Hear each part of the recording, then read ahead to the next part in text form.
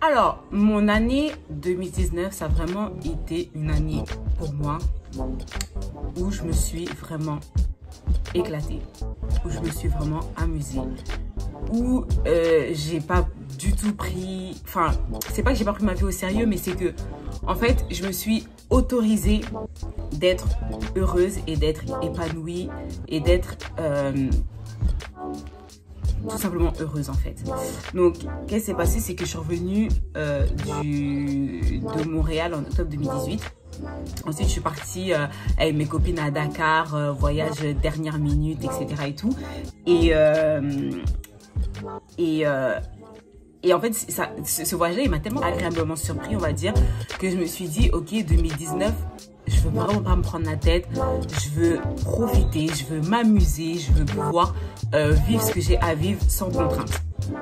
Donc, j'ai évidemment travaillé parce que je ne suis pas enfant de quelqu'un et bon, je suis enfant de quelqu'un, mais bon, du coup, j'ai travaillé en tant qu'hôtesse d'accueil de janvier à, enfin, pas de janvier, j'ai commencé avant, mais enfin, au mois de janvier 2019, j'étais hôtesse d'accueil chez City One. Franchement, je vous déconseille vraiment de travailler chez eux parce que c'est vraiment une entreprise, voilà quoi. C'est pas une très bonne entreprise. Enfin, moi j'ai mangé grâce à elle, merci beaucoup City One. Mais c'est pas la best des entreprises si vous voulez être hôtesse d'accueil et tout ça, parce que c'est quand même un bon emploi. Moi, je trouve que c'est pas si mal comme emploi et tout ça, parce que vous pouvez jongler avec vos horaires, etc., faire d'autres choses à côté et vous êtes quand même bien payé. Mais faites-le avec des entreprises style Pénélope, Profil.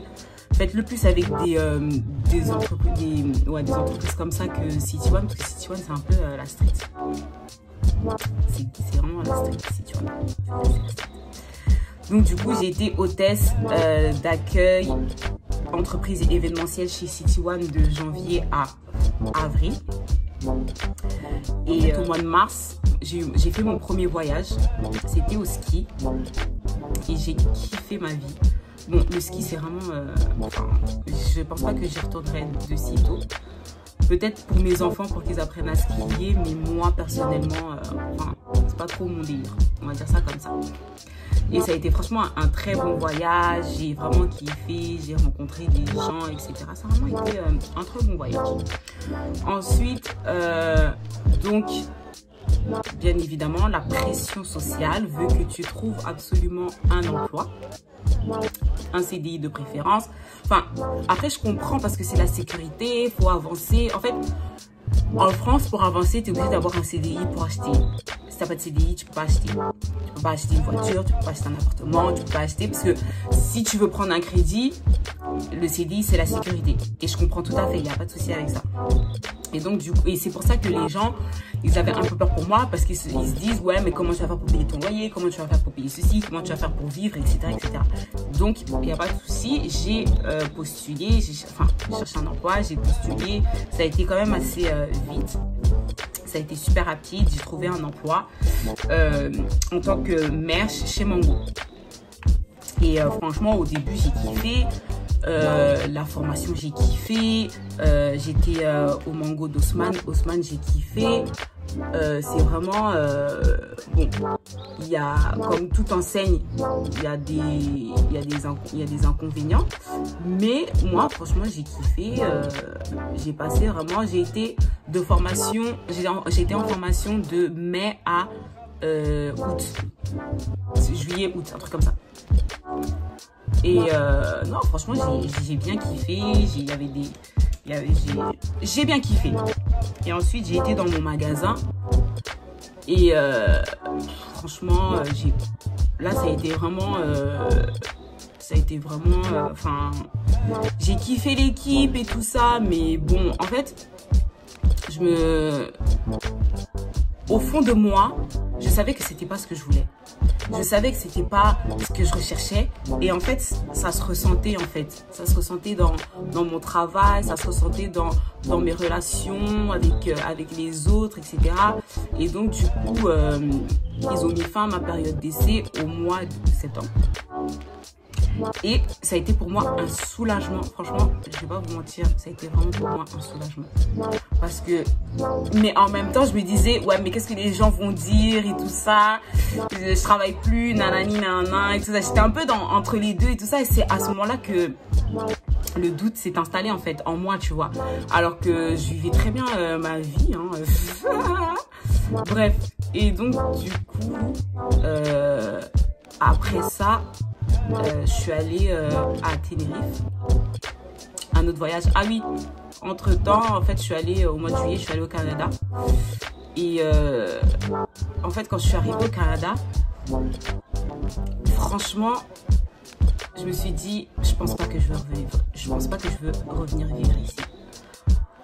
C'est pas que c'est pas bien, c'est pas que voilà, mais c'est pas là-bas que j'ai envie de vivre. Je sais que quand je parle, ça paraît brouillon ce que je dis et tout ça, où les gens se disent, mais bon, au final, elle veut quoi et tout ça. Mais franchement, le Canada, ça a été une très bonne expérience. Ça m'a formée, ça m'a appris des choses, ça m'a fait évoluer en tant que femme. Mais c'est pas là-bas que c'est vraiment pas là-bas que je me vois vivre. Et donc, du coup, ça avait installé le doute un peu en moi.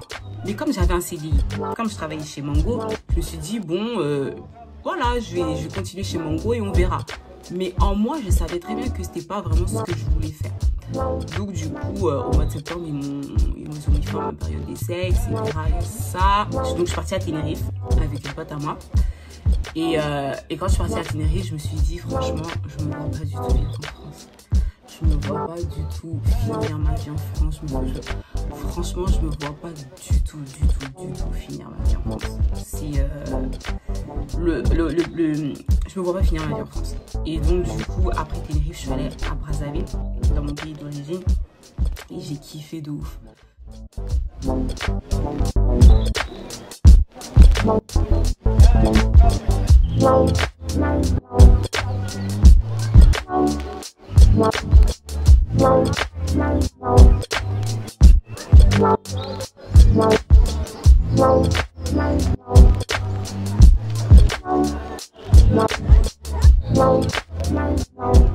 Conclure, j'ai pas cette année, j'ai pas commencé un business, je me suis pas mariée, j'ai pas fait de trucs de ouf, mais je vous promets que c'est la meilleure année que j'ai passée de toute ma vie. Franchement, je vais pas vous mentir. Je sais que ça paraît super paradoxal, je sais que ça fait pas de sens, je sais que si les gens ils se disent ouais mais bon t'as rien fait et tout, t'as voyagé mais bon voilà, mais franchement c'est la meilleure année que j'ai passée de toute ma vie. Enfin, peut-être pas de toute ma vie, mais enfin, ce que je veux dire, c'est que cette année, j'ai pas eu de haut, j'ai pas eu de bas, je me suis pas sentie, voilà, j'ai juste vécu en fait. Et j'ai juste vécu, j'ai vécu ma vie sans pression, sans truc et tout. Et je sais très bien que, enfin, je sais très bien que je vais pas continuer comme ça. 2020, mes projets vont prendre forme, etc. et tout. Mais ce que je veux dire par là, en fait, pourquoi je parle de ça, c'est parce que j'ai rien fait. Enfin, oui, j'ai voyagé et c'était aussi mon but de voyager, voir autre chose. Parce que moi, je pense que voyager, ça t'ouvre aussi l'esprit de voyager dans un autre pays, dans un autre continent, de voir la culture des autres, de comprendre la culture des autres. Ça t'ouvre les yeux, en fait. Ça t'ouvre les yeux sur qui tu es, sur qui sont les autres aussi, tu vois. Et non, franchement, j'ai vraiment kiffé.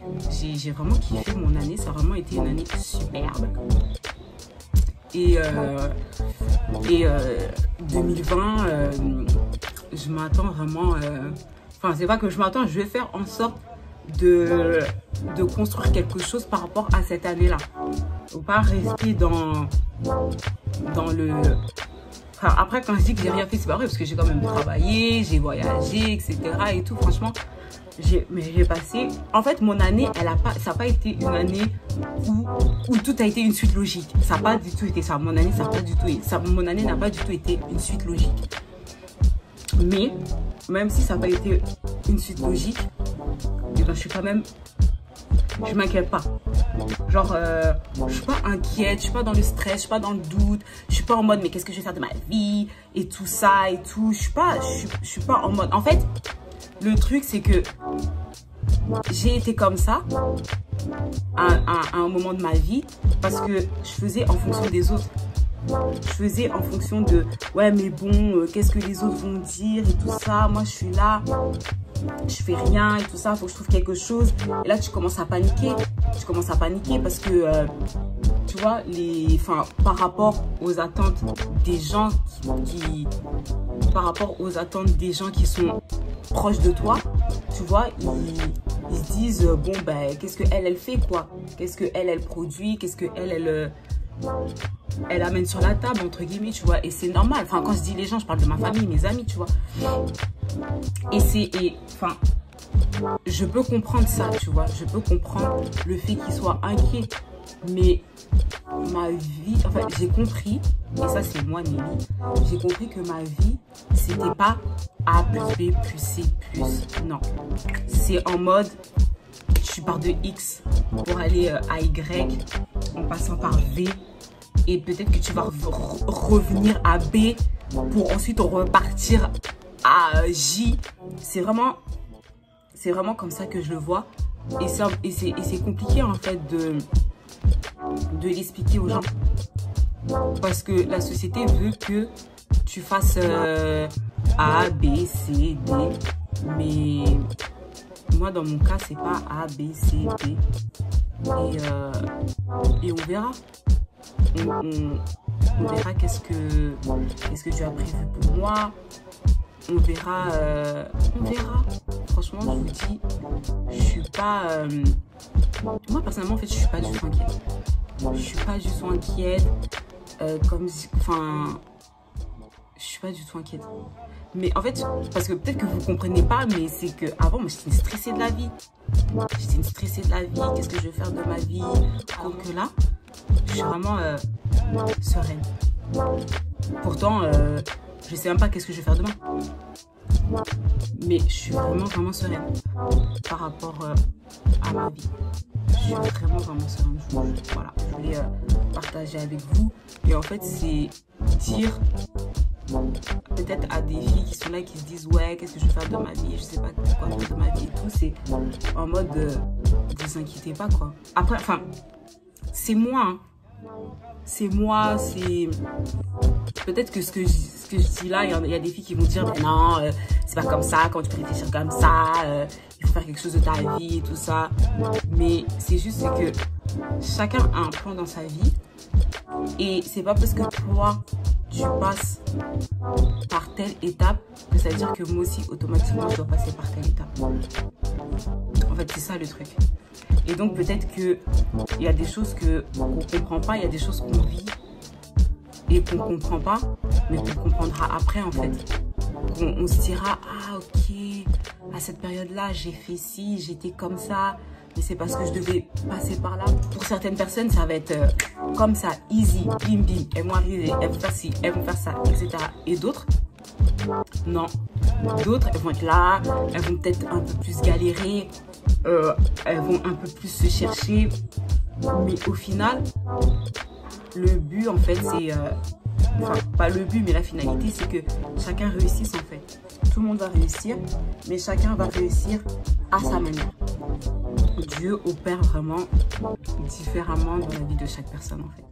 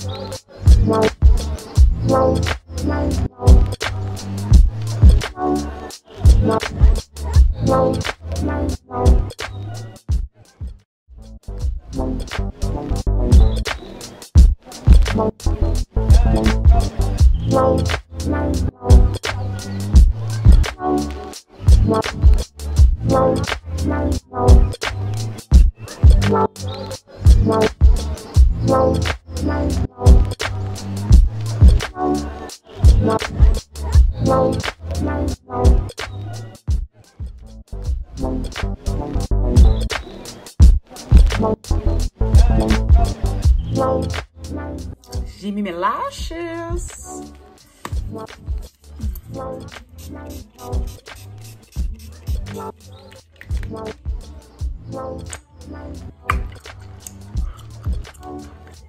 Je vais aller mettre mes cheveux.